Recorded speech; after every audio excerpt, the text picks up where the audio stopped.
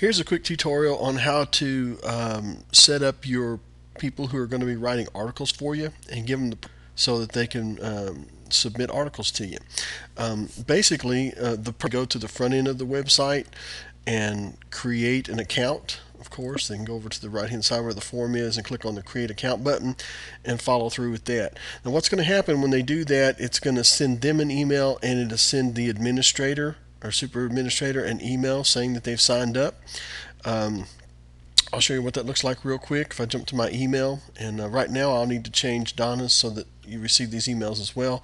And later on I'll set it where I don't even receive them once you're comfortable with it. But basically, this is the copy of what it sends back to them. I just signed in this person named I'm a writer, and I use one of my email addresses. It sends them this information, telling them they need to click this link, and when they do, it activates the website. So I'm going to go ahead and click that link so that person has activated their account and proven that they do in fact own the email address that they said they owned when they signed up.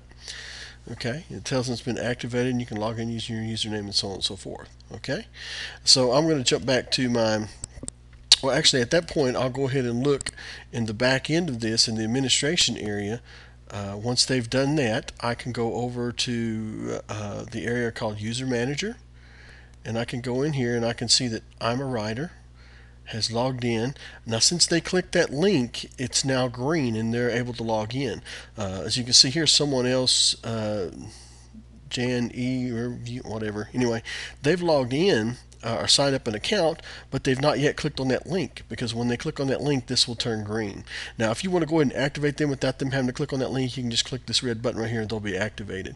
You'll notice there's a list of their email addresses and when the last time they logged in, so you can kind of keep an eye on what everybody's doing from back here in your user manager. But what I want to do is change this person to, right now they're just a registered user, so they can get to our classified section and any of the basic stuff that we're going to have like that.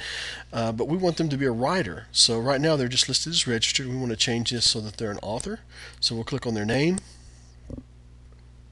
And we go in here, we see an area for them for all the permissions and everything. Anybody who's going to supply content to your website, all they really need to be able to do is be an author.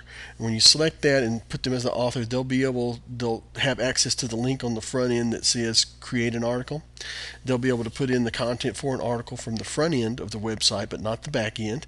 They'll be able to upload pictures just for their into the general media area of the website, and they can use that on their website. Now when they log in, they should only be able to edit their own articles and not other people's articles, and that's just the way the software works. So if we was to give them editor permissions, then they would be able to read the other articles and edit them.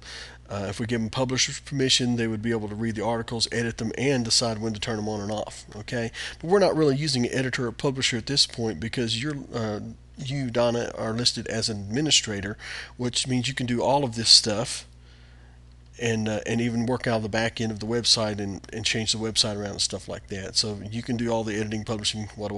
Later on, if we get somebody and you just want them to be an editor or publisher and they want to do that voluntarily or whatever, you can assign that to them and delegate that. It's totally fine. This is already set up to do that and control that. Okay, but basically for us today, we want to make sure we set them up as an author. We don't want them to receive emails from this, receive system emails. System emails is basically the kind of email I got that told me that somebody had signed up. But anyway, I'm going to set them up as author. You don't really have to do anything else. They got an option to change their time zone once they log in from the front end. So just click save. And now we'll go back and see that I'm a writer is now listed as an author, and when they log in on the front end, they'll be able to have access to create a new article. Okay, I want to go back real quickly to my email, and we looked at the email that the writer got when they logged into the front end of the website, and here's the email that you actually get as administrator. It says someone is basically registered. Here's the details. Here's their name and their password, so on and so forth. Okay, that just lets you know they're on there, and if you need to log in and give them special permissions, you can do that. So when you're ready and you tell me to do it, I'm going to set up where you start receiving these emails as well.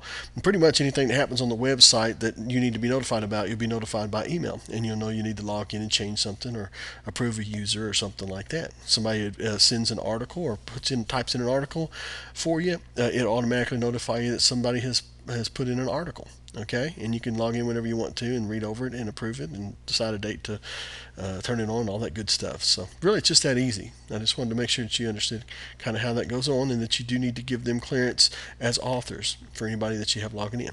If you got any questions, give me a call, drop me an email. Appreciate it.